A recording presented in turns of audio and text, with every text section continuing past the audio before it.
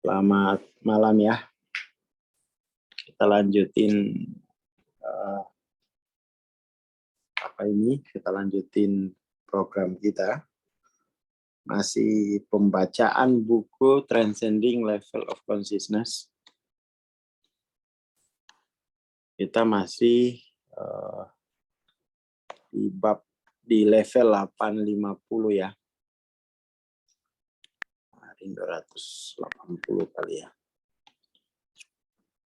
Ini ya. Sebentar lagi akan selesai, tapi nanti mungkin ya kalau selesai masih bisa kita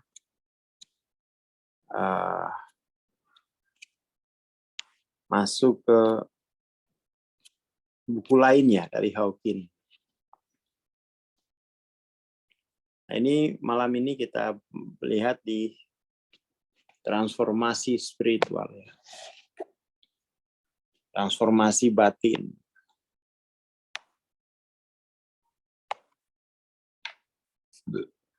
Jadi perkembangan evolusi spiritual dipercepat oleh niat dan perhatian gitu ya. Dalam istilah duniawi, proses ini dapat dijelaskan sebagai prinsip Heisenberg, di mana potensi diaktifkan menjadi aktualitas dengan kesadaran dan niat. Ini temuan Heisenberg ini sangat penting ya, sangat penting dalam pencerahan. Karena pencerahan itu kan begini, bahwa kehadirannya itu kan mutlak. Kidam bako gitu ya. Kehadirannya itu mutlak, kidam bako. Artinya sebelum alam semesta ini hadir, sebelum diri kita itu hadir, dia sudah hadir duluan.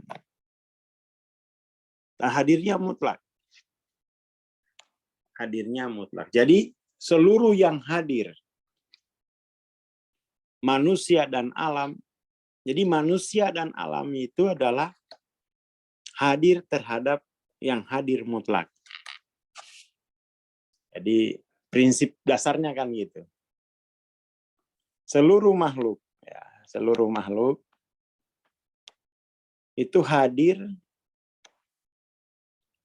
terhadap yang hadir mutlak.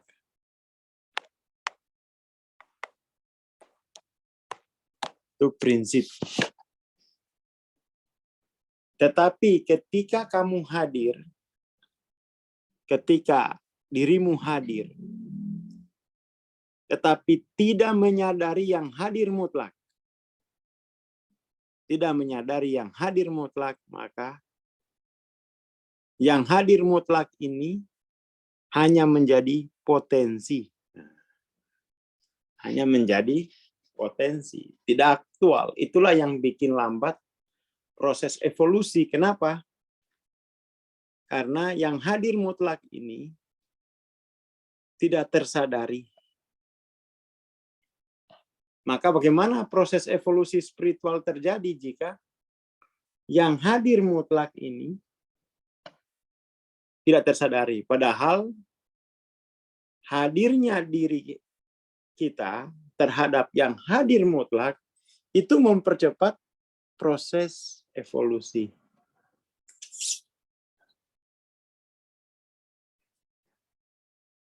Itu maka kemudian temuan Heisenberg bahwa potensi diaktifkan menjadi aktualitas dengan kesadaran dan niat. Ini pengenalan ini nih kurang tepat. dengan kesadaran dan niat. Jadi yang hadir mutlak ini, jika itu tidak tersadari, maka itu hanya jadi potensi.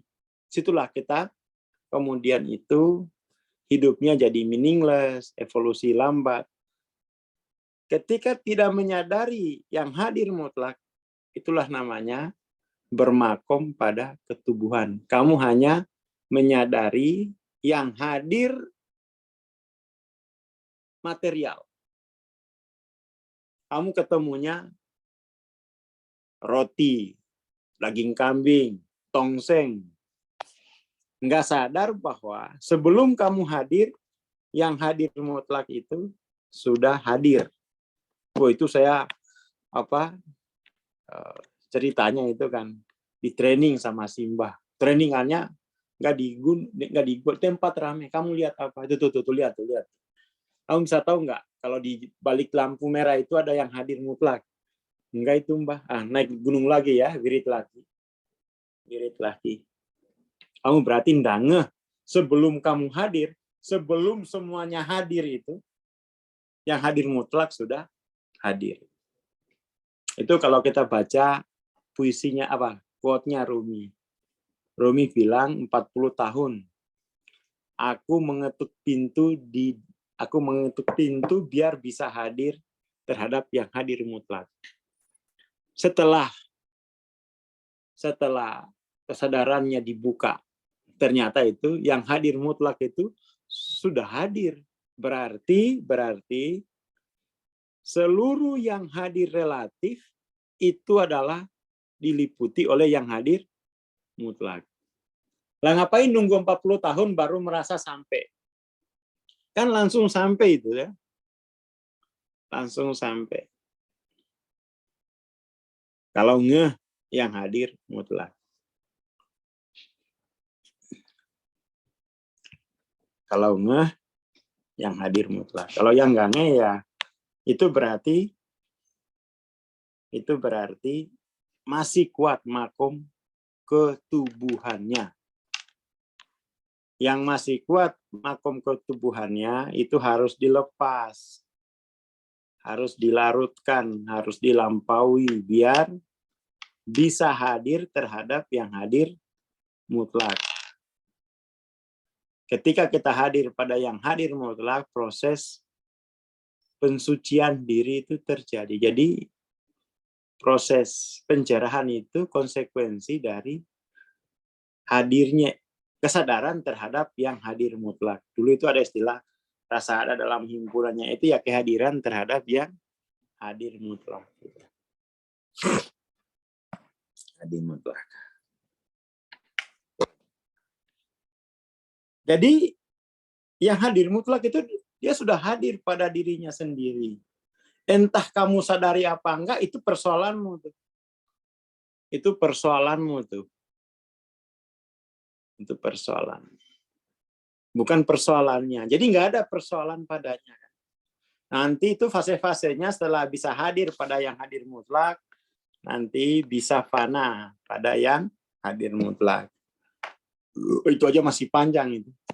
Habis bisa fana, nanti bisa hadir sebagai peraganya gitu. Itu lagi masih ada. Bisa semuanya adalah kehadirannya.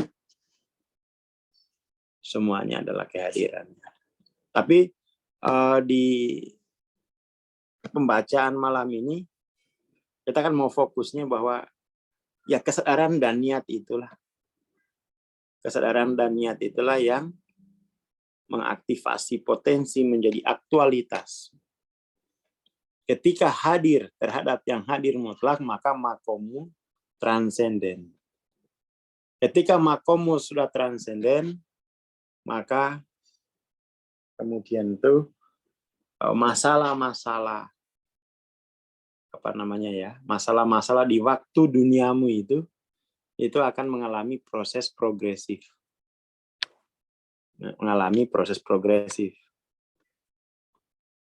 Seperti itu.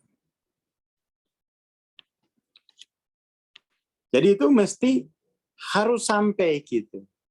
Kenapa kok nggak sampai-sampai ya? Kamu nggak tahu. Kenapa nggak tahu? Makom ketubuhannya loh masih kuat. Kamu sekalinya hadir itu hadir di depan tongseng gitu. Sekalinya hadir, kamu hadir di depan sate.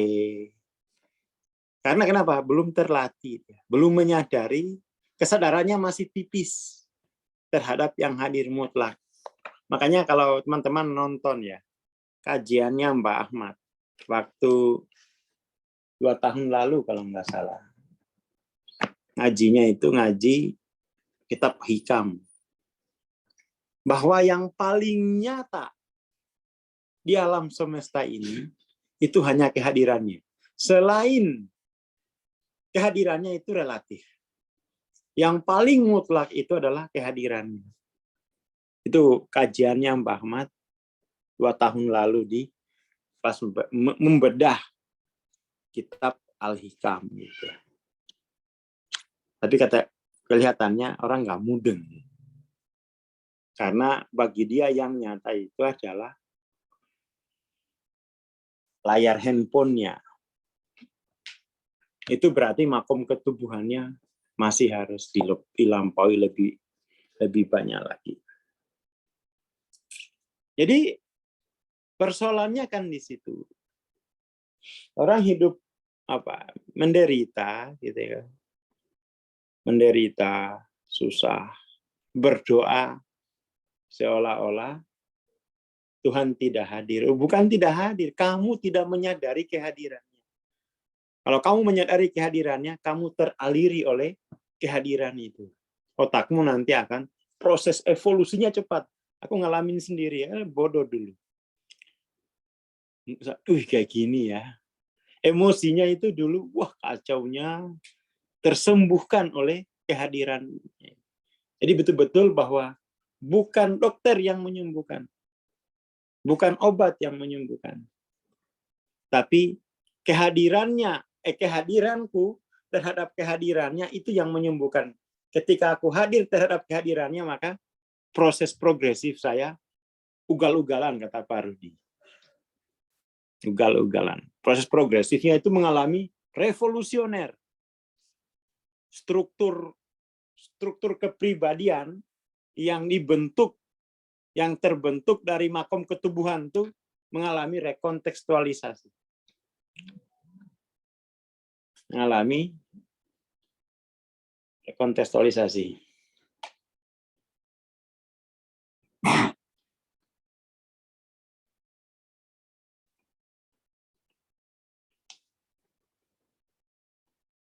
Seperti itu.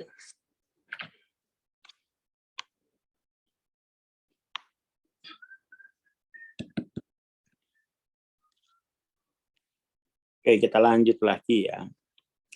Jadi jangan merasa itu kemudian Tuhan itu dia sudah hadir mutlak. Sebelum kamu hadir, dia sudah hadir. Nah, itu yang dimaksud dengan bahwa tidak ada yang paling nyata kehadirannya kecuali kehadirannya itu kan. Selain itu relatif saja. Kapan sih kamu mulai hadir di sini kan? Jadi itu pentingnya menaikkan level kesadaran biar kesadaranmu itu bisa hadir terhadap kehadiran yang mutlak. Penjelasan ini berlaku untuk mekanisme fenomena dan disebut sebagai runtuhnya fungsi gelombang menjadi partikel. Yang konsekuensinya kemudian muncul sebagai emergens. Jadi emergens. Jadi kemunculan muncul osmosis baru.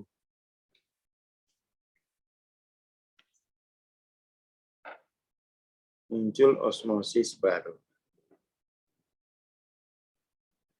Dalam matematika, transisi dari persamaan bergantung waktu dan tak bergantung waktu Schrödinger ke penyelesaiannya sebagai persamaan Dirac. Jadi itu transisi dari makom ketubuhan ke makom ketuhanan itu secara matematis sudah dibikin persamaan oleh Mas Dirac. Mas Dirac ini kayaknya orang Purworejo.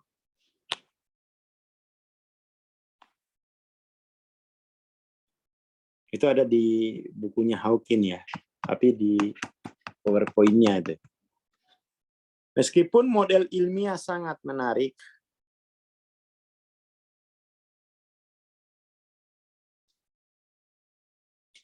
informatif, dan menegaskan efek kesadaran, model ini tidak memperhitungkan kekuatan relatif dari tingkat kesadaran atau niat pengamat, intensitasnya. Jadi,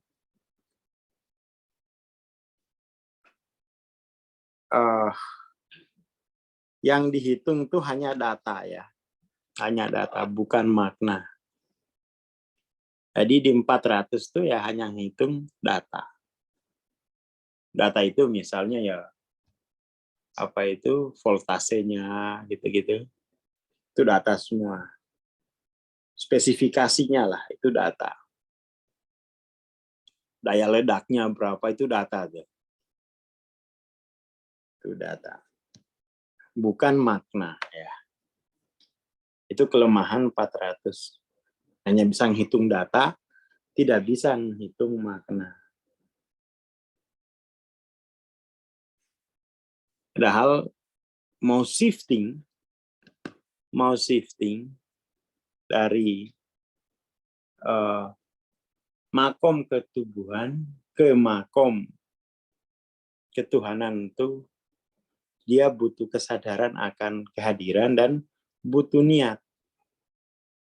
Dan niat itu niat yang bisa. Jadi kekuatan niat yang bisa menembus kehadirannya itu adalah 500 ke atas. 500.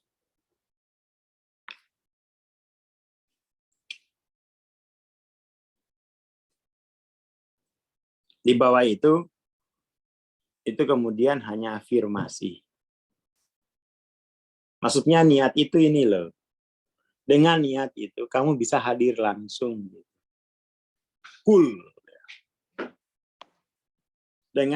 Jadi fungsi niat itu biar kamu hadir langsung. Itu cool.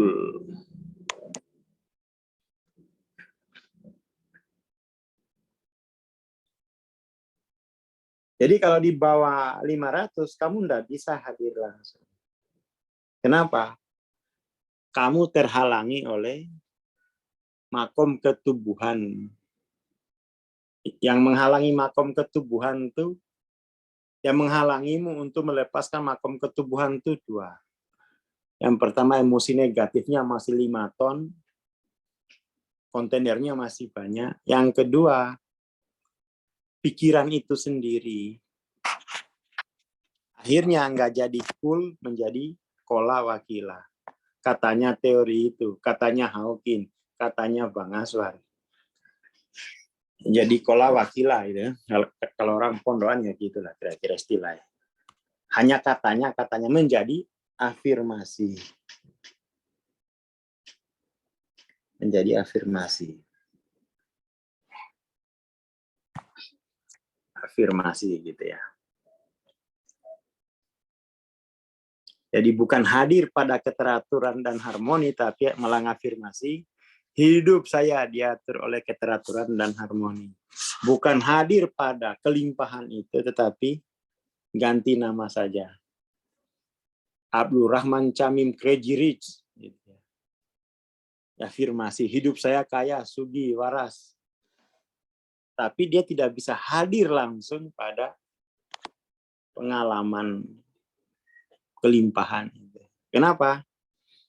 Nggak cukup LOC gitu untuk hadir langsung. Nggak cukup. Kenapa nggak cukup? Ya karena itu masih banyak ilusi. Itu pentingnya niat itu untuk kamu hadir langsung. Seperti yang ditunjukkan oleh peta kesadaran, kekuatan kesadaran dapat dikalibrasi meningkat secara logaritmik. Dengan demikian, evolusi spiritual secara progresif difasilitasi oleh tingkat kemajuan spiritual yang lebih tinggi dibandingkan dengan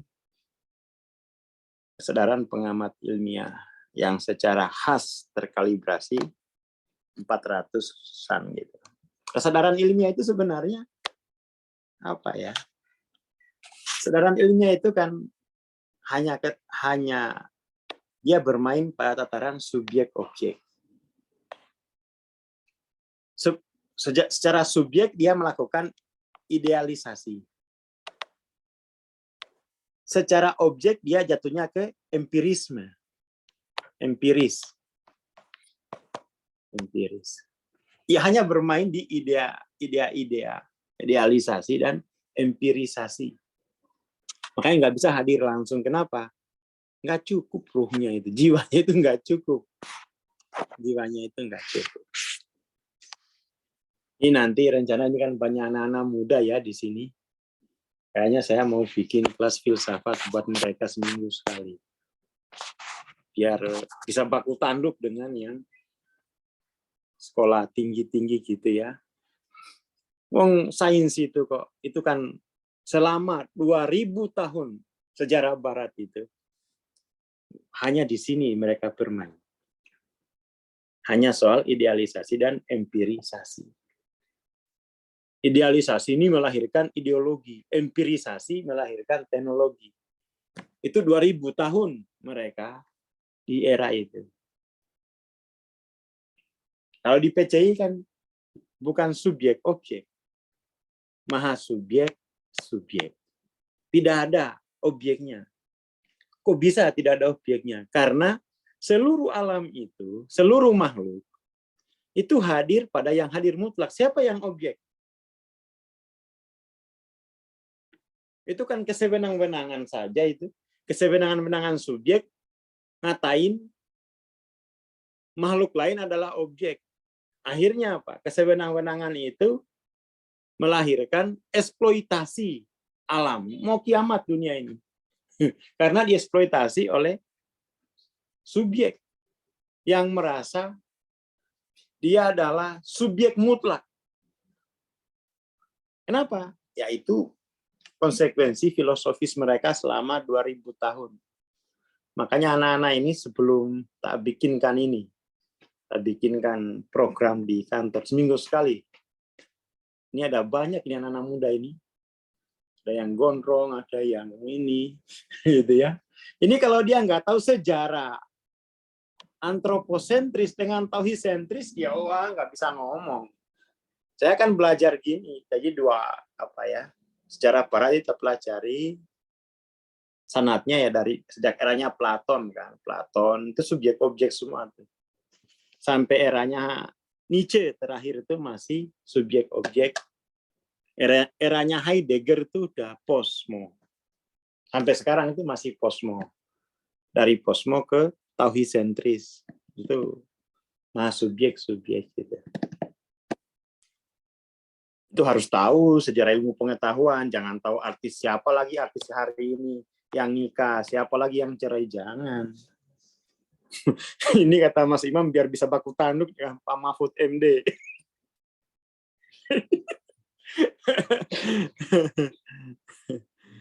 Ya, ini sekarang itu kan orang tiba-tiba saya kan ngomongin ini kan, ngomongin subjek masuk. Dulunya itu saya mempelajari dari SMP ini. Subjek objek, terus masuk posmo itu saya pelajari semua.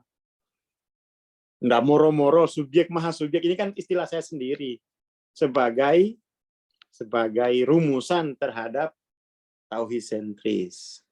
Antroposentris itu ya subjek objek dia. Basis filosofisnya itu subjek objek melahirkan ideologi dan teknologi. Tetapi ideologi dan teknologi untuk memanipulasi, untuk mengeksploitasi alam semesta dan manusia. Terjadilah penjajahan itu. Itu kan eksploitasi manusia. Sekarang terjadi apa lagi? Pokoknya bumi ini mau hancur lah pokoknya. Sekarang itu udah apa istilah penyakit lingkungan sekarang itu? Climate change gitu ya.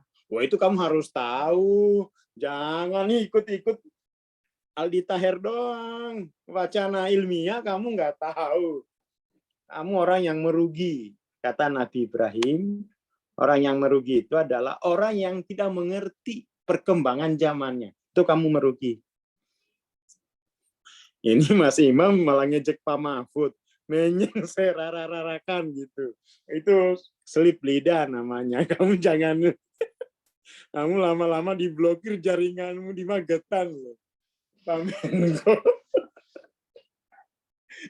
Pak Menko, kamu jangan diejek kamu lama-lama dulu. Dulu aja kita diblokir sama Pak Wiranto sinyal 3 hari loh. Itu aja kita udah nggak bisa kelas. Apalagi ini. Apalagi kamu ini Pak Mahfud. Wah, kamu cari penyakit ini. Cari penyakit.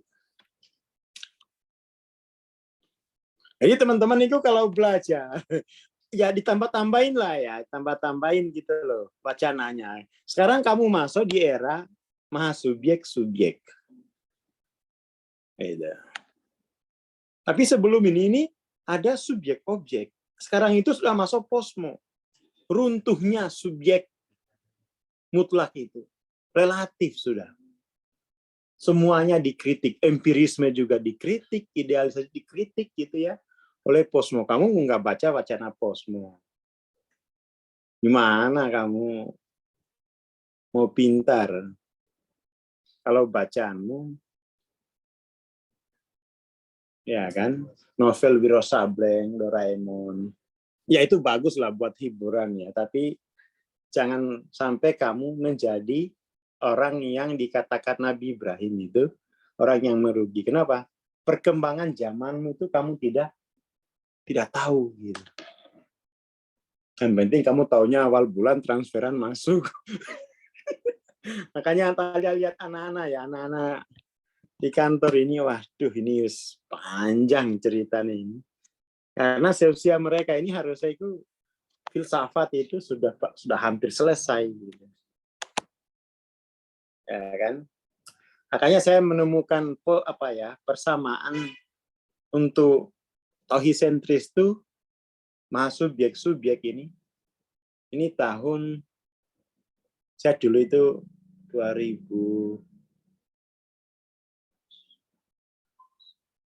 ya Mbak itu meninggal 2014. Mungkin 2015. Sehingga kalau ketika kopdar dulu itu terkenal banget, ini kan rumusnya saya ini. Menggeser pola antroposentris ke tauhid-sentris.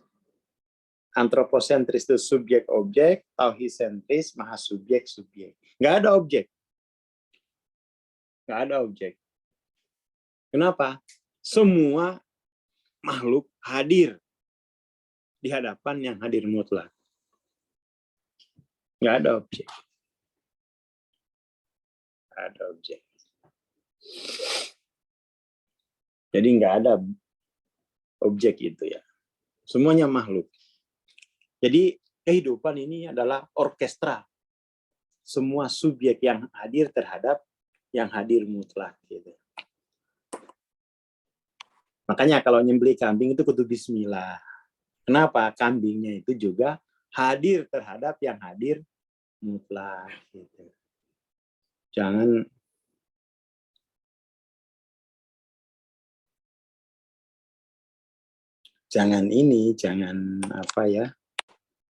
jangan kamu main gorok-gorok aja. Main gorok-gorok aja gitu. Itu penting ya. Dan ini, waduh, saya membayangkan itu bukunya panjang itu. Karena ini sejarah dunia modern, sejarah 2000 tahun. Tapi kalau anak-anak itu mulai LOC-nya 600-an bisa ya. Contohnya aja kemarin coba diskusi sama Mas Alvar gitu ya. Soal soal filsafat ilmu dengan filsafat manusia.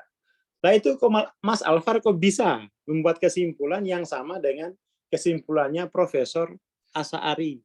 Pak Profesor Asy'ari ini umur 67 tahun, rektor UIN Sunan Kalijaga. Kesimpulannya plek sama kesimpulannya Mas Alvar. Padahal Mas Alvar nggak kenal, tapi kesadarannya cukup. Cukup gitu. Dia cukup. Ya anak muda ini tak tahu, tapi harus di ini dulu. Harus emosinya ini harus dipurifikasi dulu biar nggak konslet kalau baca teori-teori filsafat. Seperti itu. Ini dulu, kalian lihat dulu gitu ya. Yang sampai puyeng gitu. Karena itu berat dia, berat. Pokoknya 600-an lah. 600 itu nggak mampu lah. 600 itu kan purifikasi pikiran. 200 sampai 500 itu purifikasi emosi. Emosi. 600 itu purifikasi pikiran. Makanya kalau pikirannya bersih, emosinya bersih, itulah yang disebut dengan hati yang bersih. Kalau hati yang bersih itu bisa langsung kling, hadir di hadapan yang hadir mutlak. Tapi kalau emosi masih keruh karena transferan kurang 50.000, emosi kan bapaknya kepingin gebukin orang tua gitu. Ya gimana mau hadir mutlak? Pikiran masih linier, masih terus menyalahkan, enggak bisa bersih. Kalau belum bersih, masih seperti manusia prasejarah. Yang lama itu bersihin emosi. Bersihin emosi itu panjang, itu dari 200 sampai 500. Karena ngebersihin kebiasaan manusia si dimensi 3 itu. Manusia emosional yang egois, yang oleh Hawking itu dikatakan dimensi 3 itu adalah makom ketubuhan yang paling banyak penderitaannya. Dimensi ketiga itu. Makom ketubuhan yang paling banyak penderitaannya itu dimensi ketiga. Sementara dimensi keempat itu juga masih makom ketubuhan, tapi sudah bisa menghumor-humorkan. Gitu. Tanpa menghumor-humorkan untuk membenci yang lain, seperti humor politik yang sedang viral. Kan? Itu kan dark joke ya. Menghina gitu. Dark joke. Lagi rame kan? Politik. Lagi rame. Jadi kalau sudah asasnya itu, subjek itu kamu udah paling maju di alam raya ini pemikiran secara filosofis maupun secara budaya gitu. Secara budaya. Makanya buku saya itu banyak. Dan ini saya cicil dari SMP gitu. Subjek objek itu dicicilnya dari SMP gitu. Ya, dari SMP. Masih ingat kalau baca filsafat itu kayak hilang gitu ya. Langsung pingin tidur ya kalau habis dulu itu kata SMP. Otaknya itu kayak terkelupas. Tak kira udah hilang gitu ya. Dicicil. Jadi meskipun udah sekolah, saya ngerti seluruh perkembangan pemikiran dunia dari era klasik itu maksudnya Yunani kuno gitu ya, sampai bikin era sendiri, subjek gitu. Sampai bikin era sendiri. Karena nggak puas dengan buatan ya filsafat yang ada gitu, bikin sendiri. Dan itu sekarang mulai ya dipromosiin toh ya. Promosiin. Itu nanti kerasa kalau di dimensi 8 tuh kamu nggak bisa lagi nggak tahu perkembangan manusia itu. Seluruh buku itu kamu harus lahap. Jadi mulai sekarang harus ya belajar membaca kalau yang belum membaca bisa membaca. Ya, belajar membaca biar kamu nggak jadi dukun. Nggak jadi dukun. Oke ya, jadi itu seluruh kesadaran manusia yang 400-an, yang itu sudah berlangsung 2000 tahun. 2000 tahun berapa abad, Mas Imam? Ayo cepat jawab. Berapa abad? 2000 tahun itu berapa abad? Coba, Mas Imam. 20 abad. 1 abad, 100 kali 20, 2000 ya. Berarti insya Allah kambingnya nggak mati sia-sia. Jadi kecerdasan gitu. Udah makan kambing belum, Mas Imam? Udah sih. Ini siapa lagi ini, Bang? Ini siapa sih? Ronaldo. Ini kok Ronaldo di gini-gini gitu. Kamu ambil dari mana sih? Kamu ikut channel apa sih? Kok ada aja stok humormu ini?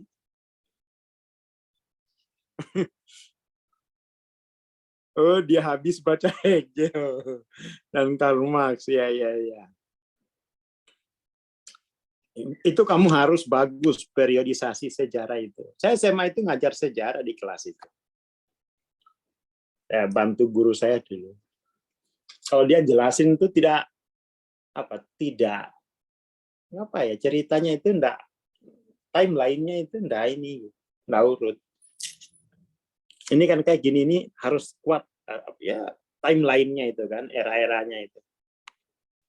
Nggak bisa kamu hanya langganan channel YouTube algoritma semesta, isinya dukun, mbah siapa lagi gitu ya. Kamu baca seluruh karya 2000 tahun. Level kesadaran 400 tuh. Biar kalau kita lagi diskusi, kamu, itu maksudku, nah begitu lagi gitu. Biar kalau kamu masih, itu maksudku. Itu kamu ketinggalan 2000 tahun berarti. Nggak boleh lagi bilang, itu maksudku. Jadi oleh karena itu, niat spiritual, maksudnya kehadiran langsung itu, dapat lebih dari 1000 kali lebih kuat daripada upaya intelektual biasa. Di agama juga ini, kalau kamu fana sesaat itu, sama dengan ibadah 1000 bulan. Nah ini 1000 kali lebih kuat. Ini kayaknya Hawking ini membuat metafor ini, analogi dari 1000 bulan ini. Ya, toh? Sesaat kamu bisa hadir di hadapan yang hadir mutlak, itu lebih baik daripada kamu membaca 2000 tahun pemikiran manusia sedunia. Karena 2000 tahun itu bolak-balik di 400-an. Bolak-balik di 400-an. Nggak bisa hadir dia di hadapan yang hadir mutlak. Kalau nggak paham 400 tuh nanti tunggu di 800. Di 800 tuh dia gelisah, nggak bisa tenang hidupnya. Ini ada yang kurang, ini ada yang kurang, ini itu tangga 400-nya harus dia isi.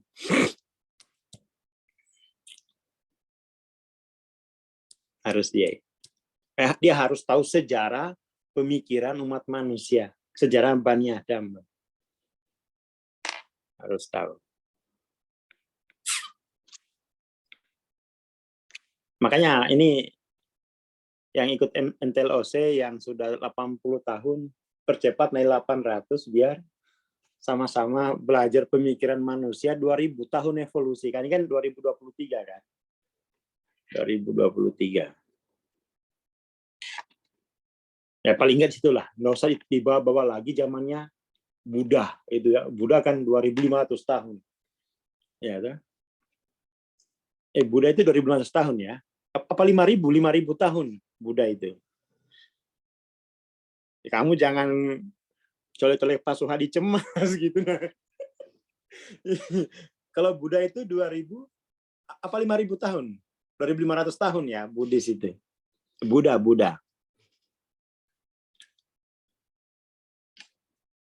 Yang nggak hobi baca pokoknya nunggu-nunggu aja kalau naik 800 tuh.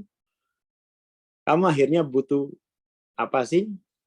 Kamu butuh database kata-kata itu.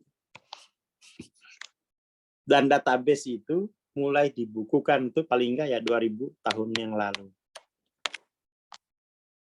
Apa sih yang diajarin oleh Tuhan pertama kali ke Nabi Adam? Database, naming. Nama-nama. Apa nama-nama itu? Kamus.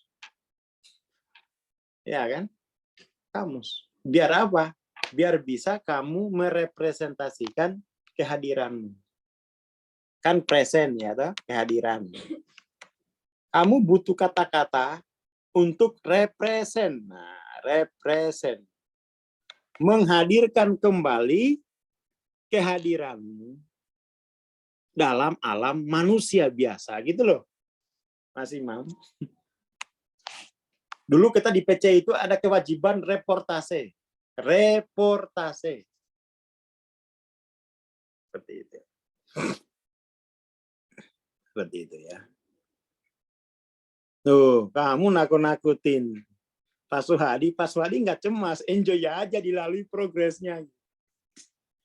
Kamu kok nakut-nakutin Pak Suhadi.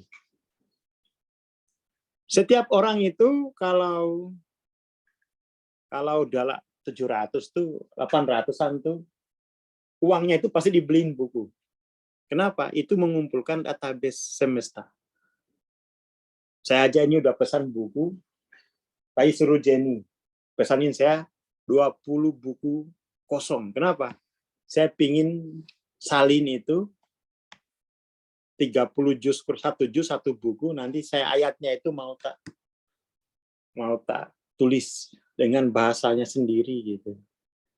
Bayangin udah kayak gitu. Jangan urunan beli buku. Sendiri-sendiri perpustakaannya gitu. Bikin pendopo gitu. Jadi 2000 tahun pemikiran manusia itu ada di samping kamar tidurmu. Jangan nunjuk Google, itu bukan punyamu. Nunjuk Google gitu. Jadi di 800 tuh kamu harus mampu merepresentasikan pengalaman present gitu. Itu maksudnya. Itulah kegunaan bahasa. Jadi kalau kamu nggak rapi pembahasaannya, tunggu 800. Jiwamu nggak bisa lagi. Nggak bisa lagi hoha-hoho, maksudku itu. Kamu akan punya kebutuhan. Nah ini nih ya. Jadi kalau yang nggak mau naik 800, ya wes. Kamu akan punya kebutuhan untuk merepresentasikan kehadiranmu. Present, represent. Setelah ini kamu bisa present, represent, kamu keliling kampus-kampus mana aja itu, salim mereka, salim. Mereka bisa salim. Nah, kui maksudku, paham kan? Nah, kalau nggak ada lagi yang begitu-begitu itu, aduh. Ada lagi yang begitu-begitu.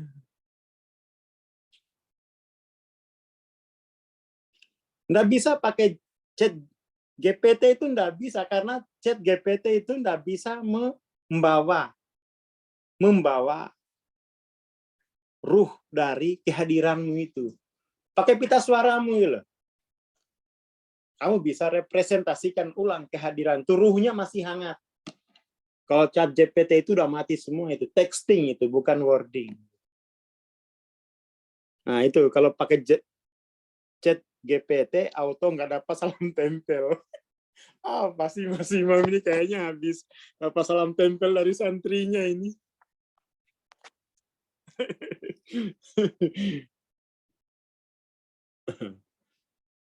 Ini saya lihat anak-anak ini, wah ini.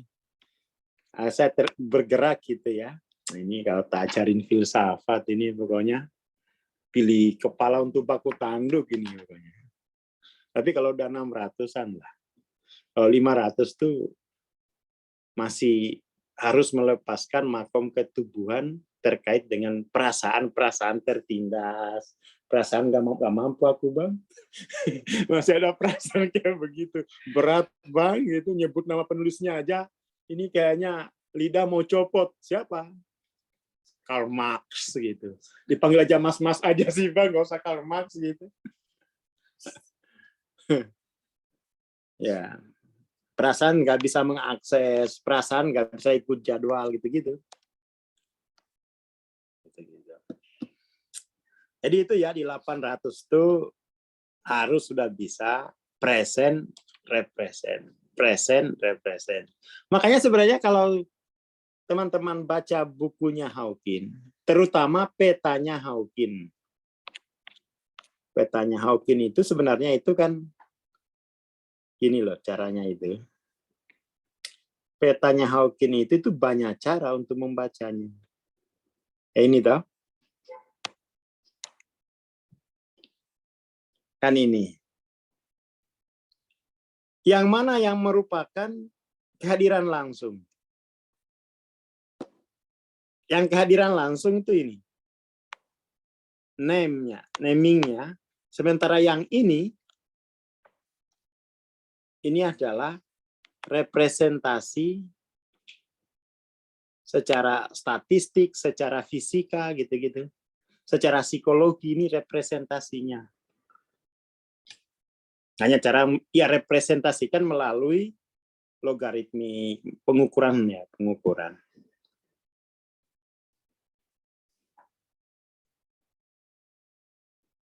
Seperti itu.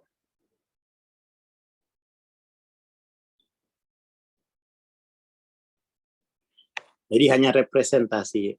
Dan ini bukan satu-satunya representasi. Bisa lewat budaya, bisa representasi lewat lagu, lewat puisi, lewat bahasa Muna, ya kan? Nggak hanya lewat apa?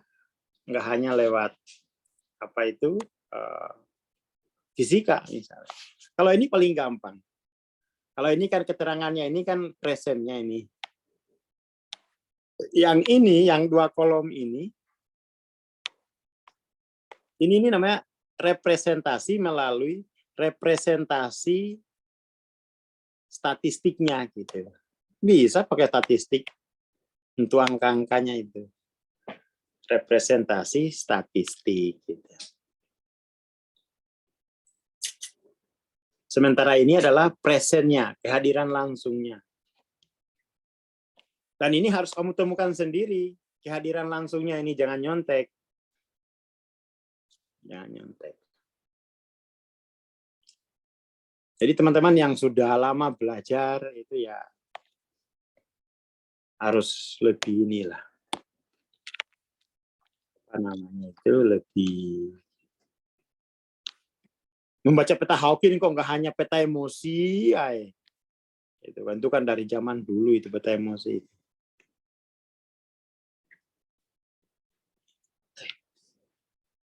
Kamu udah harus itu adalah peta kehadiran, gitu ya. Peta rasa kesayaan. Rasa kesayaan itu bahasa lain dari kehadiran. Sengaja itu disebut peta kesayaan tuh biar kamu nggak merasa asing. Itu adalah kehadiranmu sendiri, bukan sesuatu yang di luar dirimu gitu. Ya, ketahui dulu rasa kehadirannya, baru representasikan melalui statistik gitu, melalui pantun gitu ya. Kan seperti itu. Oke lah, itu dulu 1 jam ini ya. Saya kira menarik, dan ini apa? Terutama soal present represent. Jangan tuh teman-teman ngomong representasi itu nggak ngerti aslinya itu. Kenapa kok orang disuruh representasi? Representasi inilah yang disebut sebagai latar belakang kalau di dalam karya-karya ilmiah. Presentnya itu latar mukanya tuh. Ya kan? Ini yang present ini latar muka. Kalau represent ini namanya latar belakang. Jadi latar belakang itu melaporkan kembali yang latar muka, yang present. Dilaporkan secara akademik gitu loh. Itu Mas Imam ya. Jadi kamu kalau ada yang ngomong representasi, kamu langsung tanduk. Apa maksudnya representasi? Re dari apa? Ya, tuh. Wah, itu getar dia udah. Ini harus disemangati nih Mas Imam ini. Dari Google, Pak. Jangan bawa-bawa Google. Re-nya itu re dari mana? Dari Google. Wah, itu. Makanya nama-nama itu penting loh. Penting itu. Database itu soalnya, database. Oke, jangan lupa teman-teman beli buku MTLOC. Ini promosi iklan ya, nggak apa-apa biar uangmu udah habis buat beli petasan gitu. Ya, dibaca buku MTLOC itu bagus. Mungkin hari ini kamu belum bisa baca karena masih banyak gangguan emosi, masih terlalu banyak ngafirmasi gitu ya, sehingga kamu nggak bisa hadir. Nama kok diganti-ganti Muhammad Abdurrahman Jamin Rich. Jangan. Hadir aja kalau kamu bisa. Oke, matur nuwun. Selamat malam. Assalamualaikum warahmatullahi wabarakatuh. Terima kasih, Bang. Selamat malam semuanya.